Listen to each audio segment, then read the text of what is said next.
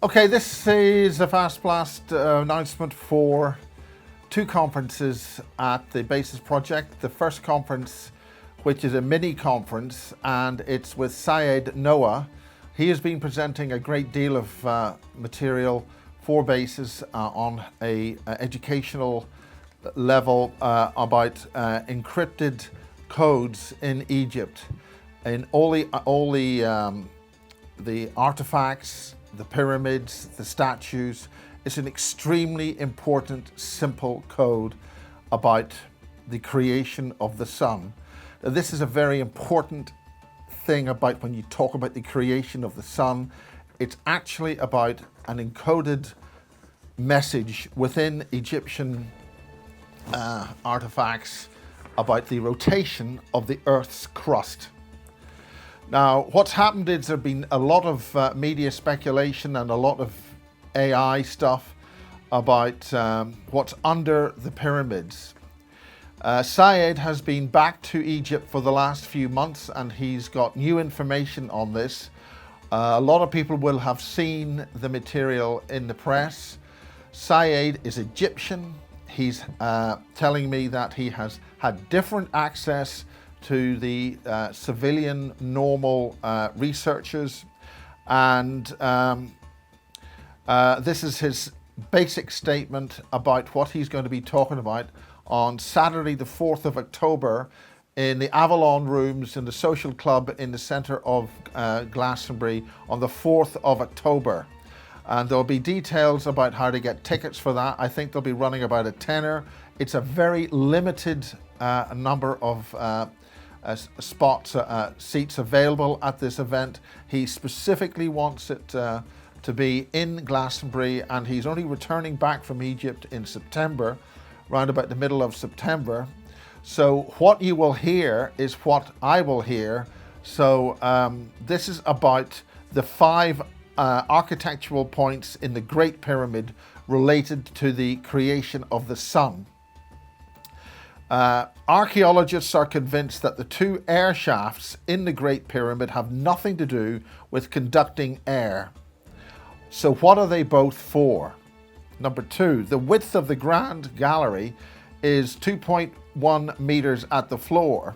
The rows of the two walls shift inward gradually till the width of the ceiling becomes only 1 meter. What is the reason to enlarge the floor and narrow the ceiling?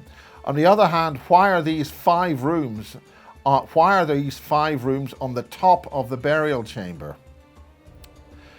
Was there a hidden correlation between the position of the burial chamber of Khufu at the high point of the pyramid and the position of the tomb of King Thutmose III at the high point of the Valley of the King at the west bank of Luxor? Why has the red sarcophagus been placed far from south and east, but near to north and west? This is the kind of subtle detail that Syed is talking about. The enclosure wall. The Great Pyramid had two enclosure walls, of which only parts of their foundations remain. The northern and western sides of the first enclosure are 23.6 meters away from the pyramid, while the southern and the eastern sides of the second enclosure are 18.5 meters away. The question is, why two enclosures with these dimensions? This is important stuff. The talk. All these inquiries will be clarified, which in turn will answer the new discovery of the ETP team that finds an extensive underground complex, or as they said, a massive subterranean network stretching over 2 kilometers, that's 1.2 miles, below the structures beneath the three pyramids of Giza. The research claims to have identified several significant underground features at depths exceeding 2,100 feet, that's 648 meters, beneath the pyramid's base. These include 8 vertical cylindrical shafts, each measuring more than 2,100 feet or 648 meters deep, which are aligned in parallel rows. Spiral pathways around the shafts, potentially serving as access points. two large cubic chambers, each approximately 80 meters on each side, and five multi-level structures connected by geometric structures. Syed Noah is an Egyptologist.